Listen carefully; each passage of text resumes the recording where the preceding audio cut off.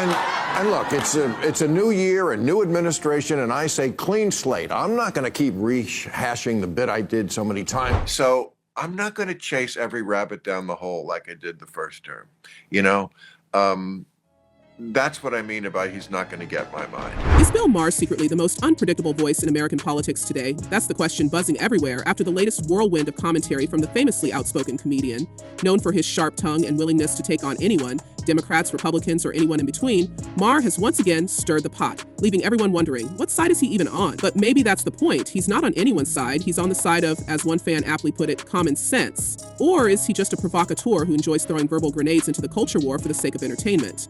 Let's dive into what's going on here, because Maher's recent statements are not just controversial, they're downright explosive. First off, Maher shocked just about everyone by saying something that would have been unthinkable a few years ago. He agreed with Donald Trump. Yes, you heard that right. On a recent episode of Real Time, Maher openly supported Trump's idea of abolishing the Department of Education.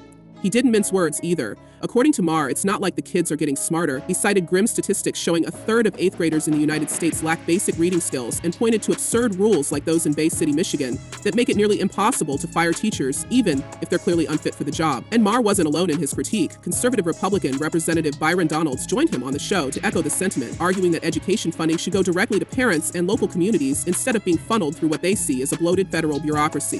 What a shame that the song also captures exactly how I feel about our healthcare system and immigration system and schools and colleges and families. Now let's pause for a second. This is Bill Maher we're talking about, the guy who spent years roasting Trump and Republicans. And yet here he is, agreeing with Trump's plan to dismantle a federal agency? For some, this might seem like Maher is switching sides, but maybe it's more nuanced than that. Maher's criticism of the Department of Education is rooted in his broader disdain for inefficiency and waste, something he's been vocal about for years. He's not necessarily embracing Trumpism, he's just calling out what he sees as a broken system. Still, the fact that he's willing to publicly align with Trump on anything is enough to send shockwaves through his audience. Of course, Maher didn't stop there. In another fiery episode, he took aim at Democrats for what he sees as their role in making Trump, well, cool. Yes, cool. Maher declared, here's how bad the Democrats messed up. Trump is cool now.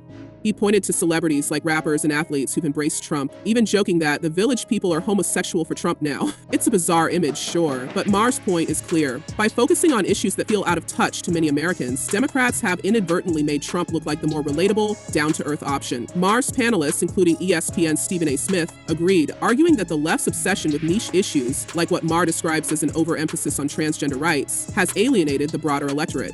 Smith summed it up bluntly. The man was impeached twice. He was convicted on 34 felony counts, and the American people still said he's closer to normal than what we see on the left. Can anyone really say our government is not broken, given that every few months it's on the verge of a shutdown?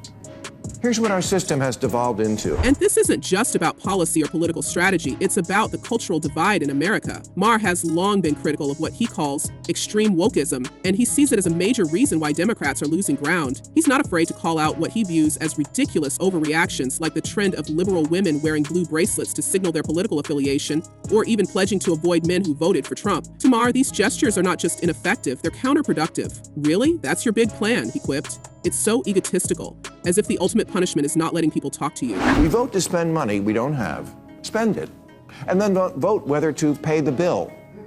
But while Maher mocked these symbolic acts, he also turned the focus inward, questioning whether the broader liberal movement has lost sight of what really matters.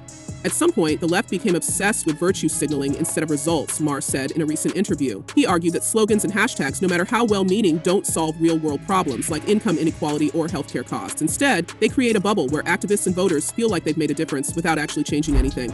We have the most expensive healthcare system in the world, spending far more per person than any other country, with far worse results. This critique ties into Maher's broader frustration with the political landscape. He's repeatedly called out both parties for prioritizing theatrics over substance, but he believes the left is particularly guilty of this when it comes to cultural issues. For instance, Maher has questioned why so much political energy is spent on debates that affect a tiny fraction of the population, while issues like climate change, healthcare, and income disparity go largely unaddressed. There's this fixation on being morally right, which is fine, but being effective, that's what actually changes lives, he said. It's a sentiment that has resonated with some viewers who feel alienated by the extremes on both sides of the aisle. And yet, Maher also recognizes the challenges of navigating these cultural minefields. He's admitted that his willingness to critique the left has cost him friendships and even some fans. But for Maher, staying true to his perspective is more important than trying to appease anyone. "I'm not interested in being part of the choir," he said. "I want to be the guy who makes people think, even if it pisses them off." This approach has earned him both admiration and ire, but it's also what keeps him relevant in an era where many public figures are afraid to step outside their ideological bubbles. He's a kooky guy who says a lot of kooky things, and I'm just not going to pre-hate anything. I'm just going to hope for the best, and then... But don't get it twisted. Maher's not exactly waving the Republican flag either. He's been equally brutal in his critiques of Trump and his supporters, particularly when it comes to issues like election denial. The most dangerous thing that a politician can do is not respect elections, Maher warned. He's also taken aim at the broader dysfunction in American government, lamenting how everything seems broken, from gerrymandering to skyrocketing healthcare costs to the absurdity of government shutdowns. Maher sees a system that's failing on almost every level.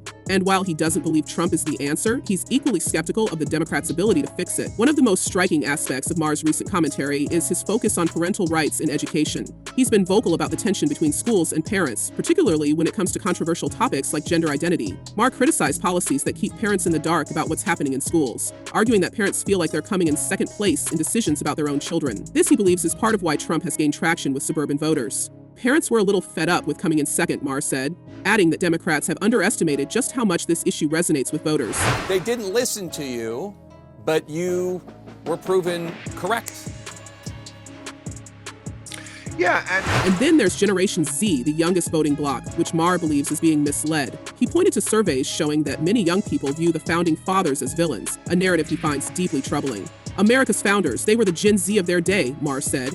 When they were your age, they started a country. What have you done? It's a stinging critique, but it's classic Maher, challenging his audience to think critically and question the prevailing narratives they've been taught. Trump derangement syndrome, and I would just like to say to my Republican friends, it's not deranged to fear this. No. It's not deranged to find this alarming. Fan reactions to all of this have been just as fiery as Maher's remarks. Some are applauding his willingness to speak truth to power, regardless of political affiliation. One commenter summed it up perfectly. He is using something so many others have lost: common sense. Another fan took it a step further, framing the political divide as a battle between good and evil rather than left and right. But not everyone is on board. Maher's critiques of the left have earned him plenty of backlash, with some accusing him of pandering to conservatives for the sake of controversy.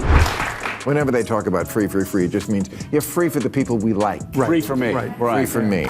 So, where does Maher really stand? Is he a liberal who's grown disillusioned with his own party? A centrist trying to carve out a space for reason in an increasingly polarized world? Or is he just a comedian who thrives on stirring the pot? Maybe it's all of the above. What's clear is that Maher isn't afraid to challenge anyone, even his own audience. And in a political landscape dominated by echo chambers, that makes him a rare and polarizing voice. As Maher gears up for another season of Real Time, he's already hinted that he plans to approach Trump's second term differently. He's not going to chase every rabbit down the hole like he did during Trump's first term, choosing instead to focus on the bigger picture. But whether he's critiquing woke culture, exposing government waste, or agreeing with Trump on abolishing a federal agency, one thing is certain: Maher will continue to spark debate, provoke outrage, and keep everyone guessing. So what do you think? Is Maher leading a much-needed charge against political extremes, or is he just stirring the pot for the sake of ratings? And more importantly, is anyone really listening to his message, or are people too busy picking sides? Let us know your take in the comments below, because if there's one thing Maher loves, it's keeping the conversation going.